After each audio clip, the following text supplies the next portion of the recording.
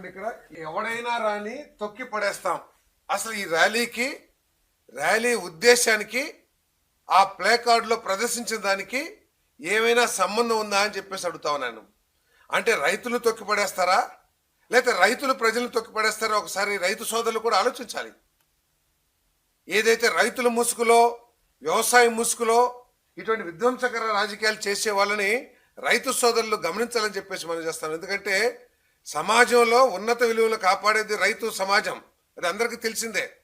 అటువంటి ప్లే కార్డులు ఇక్కడ చూడండి, ఏ విధంగా రాళ్లు వేసి పారిపోతారో ఒకసారి చూడండి.